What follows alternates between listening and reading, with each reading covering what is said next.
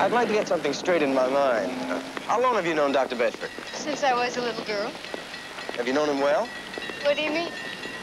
Well, you can know someone for years and not really know them at all. Well, that isn't exactly what you were asking. Can you think of any reason why Dr. Bedford would deny the fact that your older brother was an addict? No? Can you think of any reason why Howard McBride would deny the same thing? No. They both knew about Junior. Is there any reason you might lie to me? I don't exactly like whatever it is that you're implying. If you have something to say to me, please say it. Either Junior was using drugs or he wasn't. And right now, the only way to find out is to order an exhumation. Exhumation? It's the only way. You'd kill my father if you did that. I mean, it would be the final blow. He had no idea of what was wrong with Junior. He's strong and he's tough, but he just couldn't stand it. No, not after all this happened. He couldn't.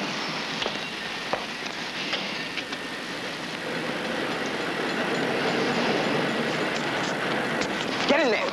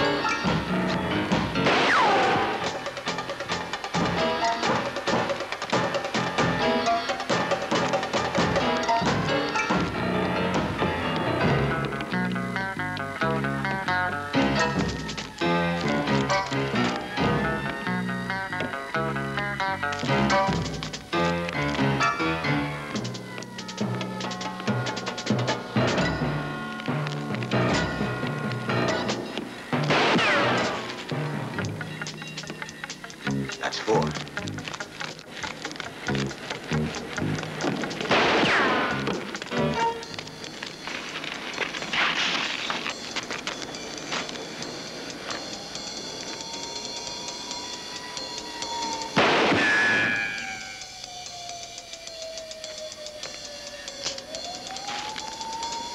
All right, throw it out and put him up. You heard me. Come on out. The next one's yours.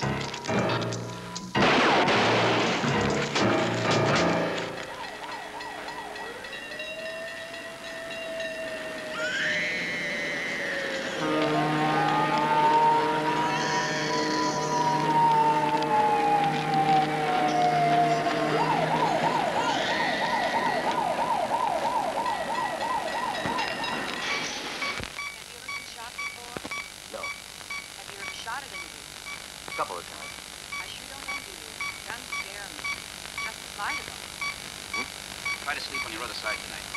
Do you need this anymore, Doctor? No. That comfortable? It's fine. Pharmacy still open? I think so. Get me a prescription pad, will you? Okay, my friend. I think you'll live. Thank you. We'll want to redress that tomorrow.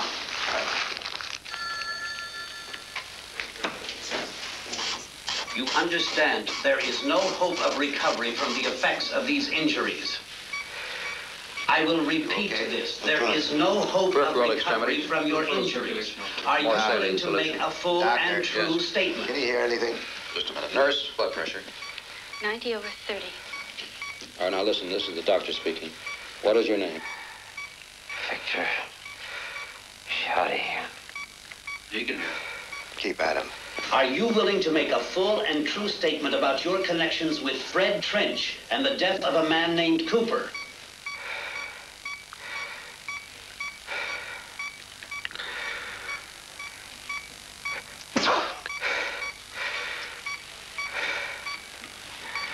Extremities becoming cyanotic. Blood pressure? 80/10. Pulse fading. Sodium bicarb. Adrenaline. Is that it? Yes.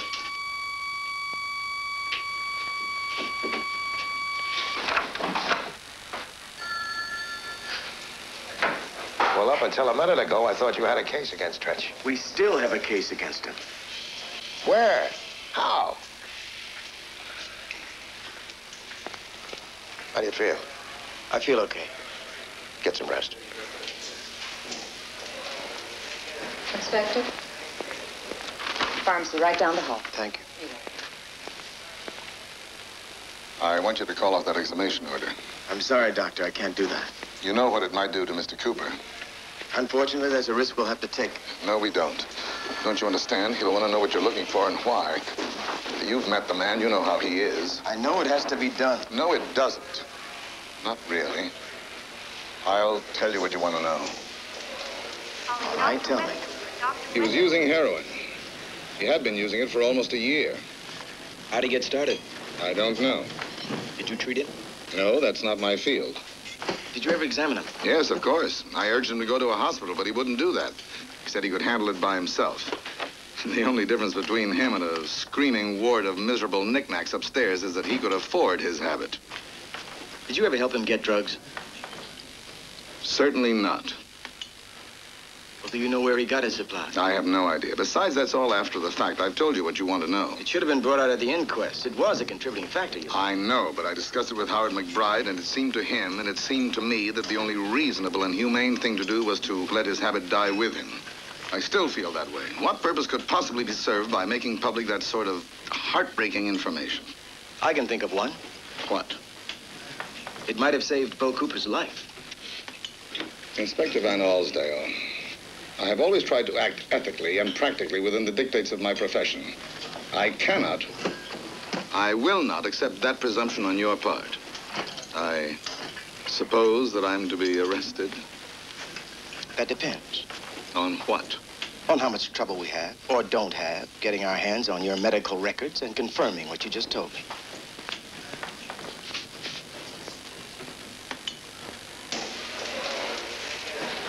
Calling Dr. Dennis. I thought you'd gone home hours ago. I wanted to see you. He's dead, isn't he? Was he trying to kill you or me?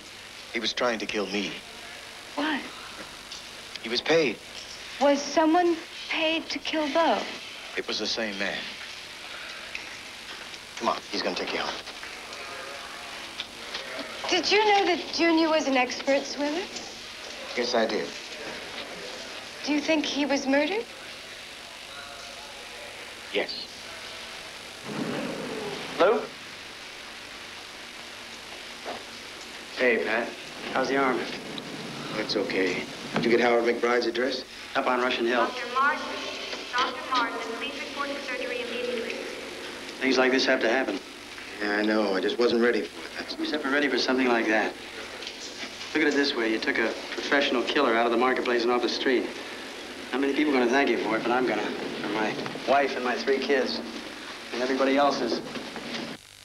Tell you about Junior's habit because I felt that Mr. Cooper deserved all the help that he could get under the circumstances. And that sure wouldn't have helped.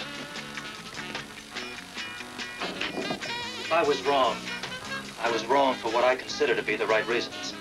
Just the same, you withheld valuable information. I'm sorry about that.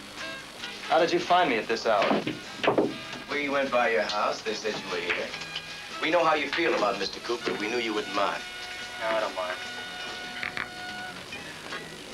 What else can I do for you? Would you like a drink or some coffee? Coffee's fine. Nancy, Yes, sir, Mr. McBride. 2 espressos, please. Right away. Espresso, all right? Sure. Fine. Do you ever hear from those two girls that Junior invited aboard the boat that Sunday afternoon? They both left town right after the inquest. They both were from out of town before the inquest. Modesto and Los Angeles, I think. New York City and Mexico City. Does it make any difference if I have heard from them? Have you? No. Look, maybe I'm wrong again. I know you fellas have to check into everything, but those two girls were just two girls. I don't even remember their names. Arlene Towner and Betty Jo Madden, Mr. McBride. Did you ever meet them before that Sunday afternoon? No. After? No. They were at the inquest the same day you were. I think it says so right here. Same date, June 24th. Thank you. I'm sure that the facts and figures are correct. Sure, I saw them that day, but that was the last time I saw them. Mr. McBride?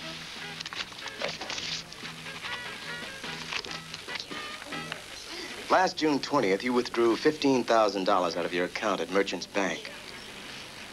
How and where did you get that information?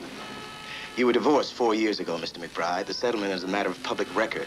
It named all your banks. Hold. Just a minute. I'm just beginning to understand why you came here at this hour. Why it's so urgent. Both of you suspect that I'm implicated in some way. Is that correct? We're trying to clear up a few things that are bothering us, Mr. McBride. Well, I'd like to clear up some things that are bothering me. My personal life is not a matter of public record. Now, I'll cooperate with you guys, but I don't like being pried into. I'm beginning to feel like a sardine. There are a few areas that we think you can help us out in, Mr. McBride. We'd appreciate it. What areas? Well, like $15,000, for instance. A few days after the accident, a man came down from Las Vegas with $15,000 worth of IOUs that Junior had signed. I made them good. Otherwise, he would have given them to Mr. Cooper. His name was Burns. He hasn't bothered you since? No, he got what he came after. You withdrew $10,000 from that same bank account last Friday, Mr. McBride. Boy, oh boy.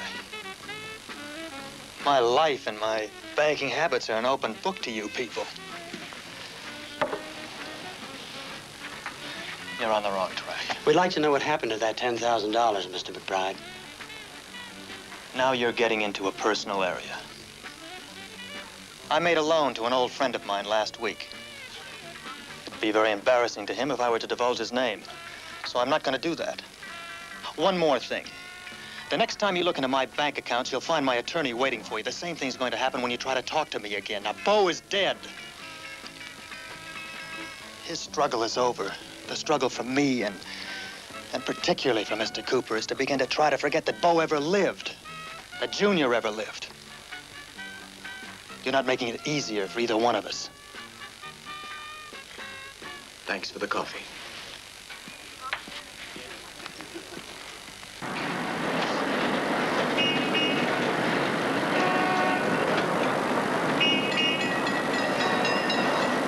Lacey, stay on him, round the clock. Right, Lou.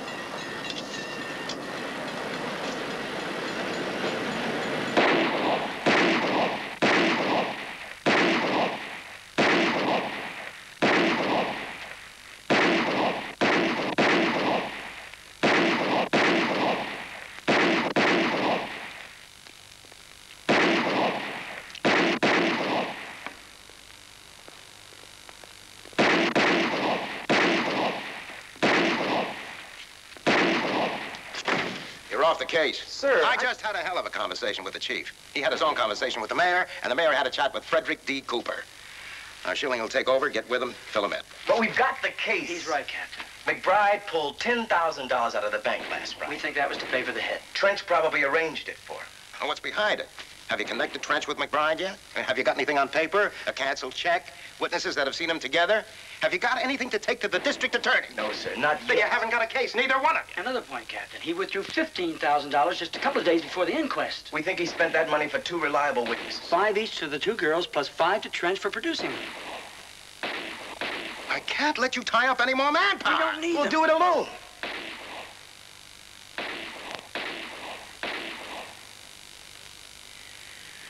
Okay, you've got 24 hours to make your case. Thanks, Captain. Thank you.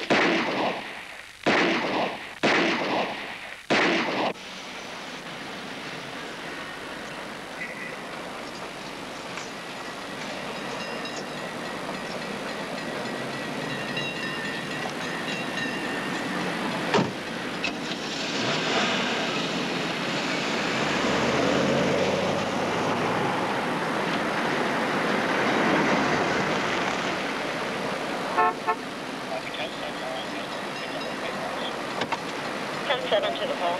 Go.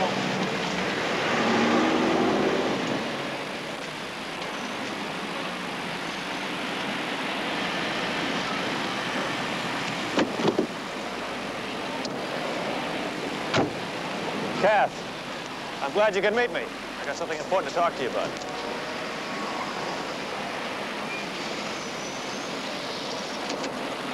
What do you make of that?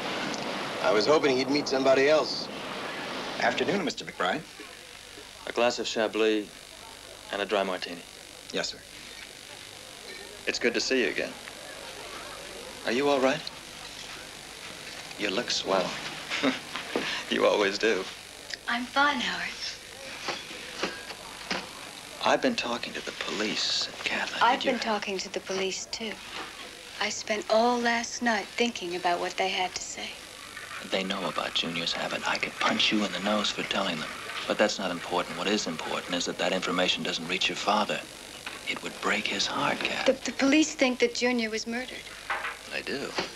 You were with him on that day. I want you to tell me. Come on. Now, don't you start intimidating me. There were other people on the boat. I don't know them. I know you. And I'm counting on that. I have to count on that. The way it stands now, there's every chance that whatever mistake Junior has made in his life will be brought to the surface, exposed, and publicized. That will reflect directly on your father. Do you want that to happen? No, I don't. Okay, then. I don't want it to happen.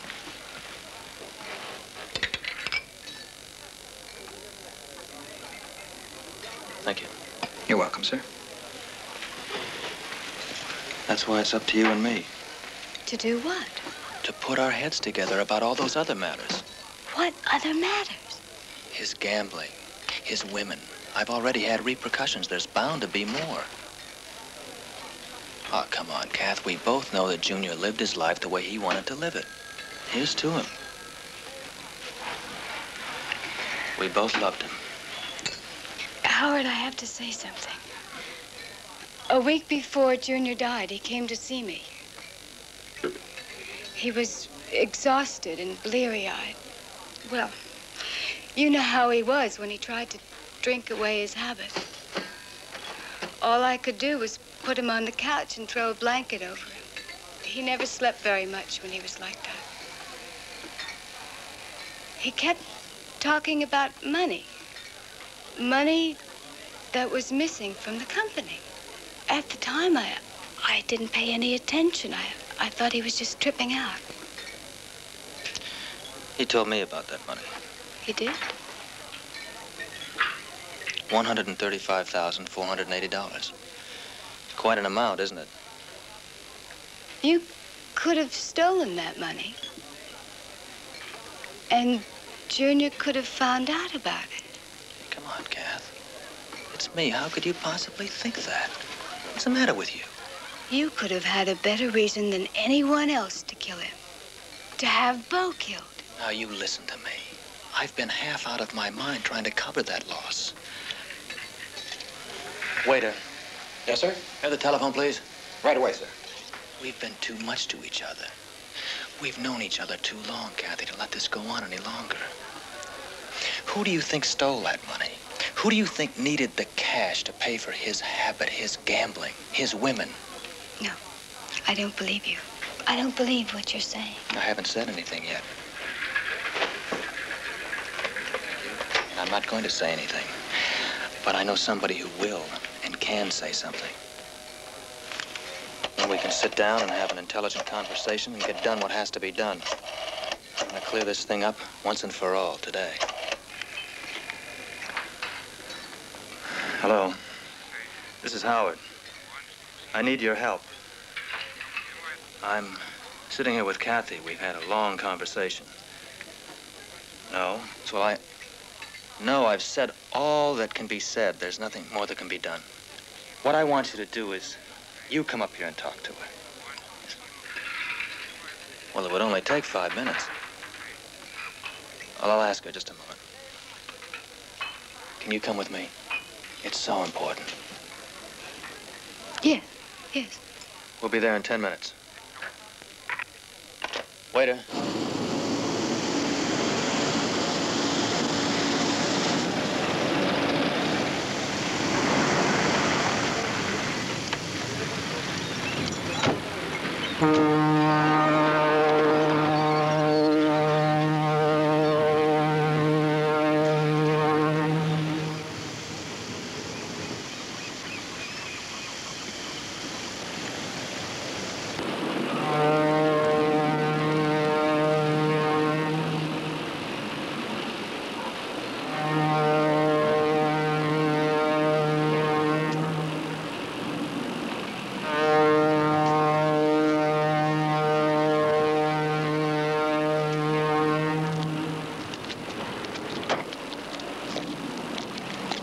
Why did we come way out here?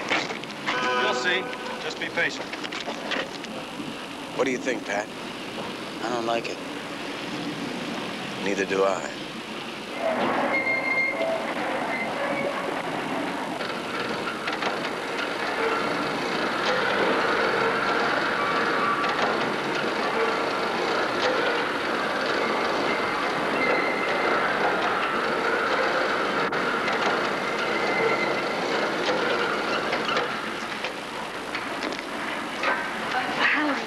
It'll be all right. Kathy, this is Mr. Trench. Trench? I've heard that name before. Of course you have. The police probably asked you about him. Yes. Yes, they did. Mr. Trench is a good friend of mine. Friend? That's right. Tell me, what did the police want to know? They wanted to know how it... Tell him, Kath. Go ahead. They asked if I had ever heard your name before. Well? I said no. Anything else? No. Howard, take me out. Wait, Kathy. We haven't settled anything yet. Do you remember the matter of the $135,480 we discussed? Yes. Kathy brought that up in her conversation today. So that's why this is so serious. That's why I called you. Howard, let's go. Kathy, I've worked too long and too hard. It's simply the fact that you know too much.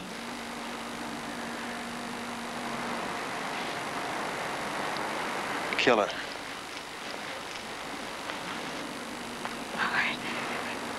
Howard, you don't mean it. Howard, you I'm serious, Kath. I've worked too long and too hard. None of us want to go to jail. You can understand. You don't mean it. No, you don't mean it. Pigs, let's get out of here. Come. Go!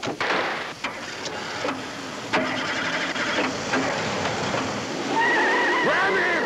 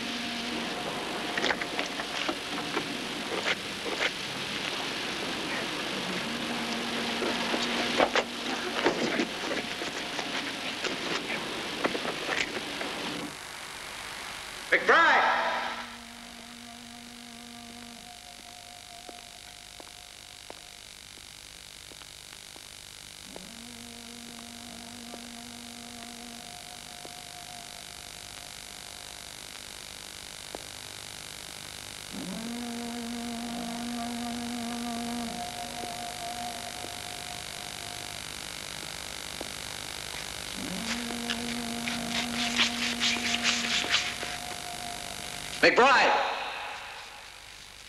Kathy? Kathy Cooper! You'll have to keep quiet, Kath. I'll try to get you out of this. But I don't know. You see how he is? See how I'll kill her. Don't come any closer. I'll kill her. You hurt her, you hurt yourself. I can't believe you do a thing like that. She means something to you. You were gonna marry her once. Think about that.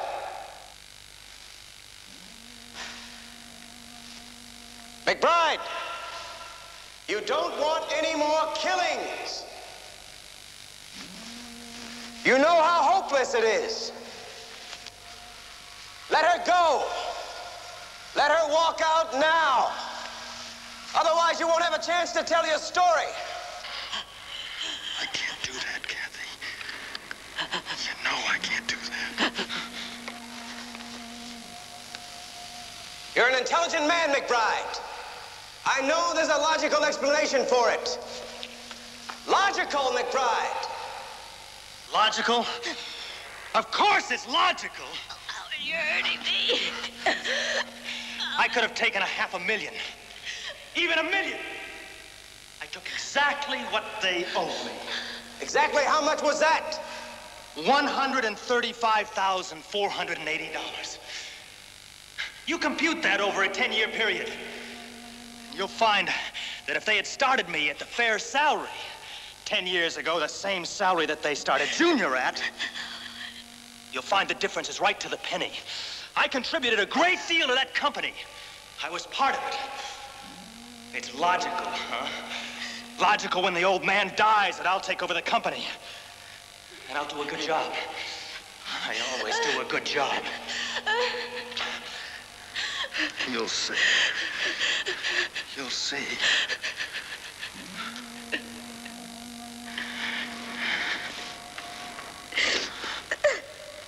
Did you hear me? Answer me!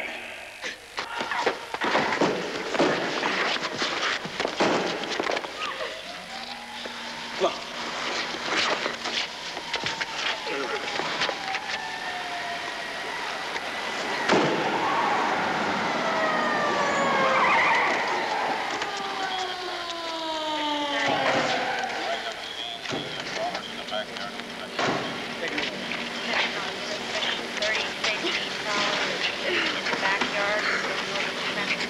Are you all right?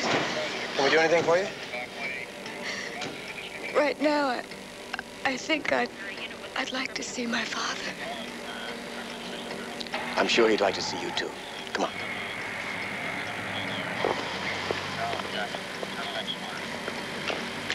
Mission 5, you just went over the fence at Douglas and Ford. Attention all units, the prowler just went over the fence.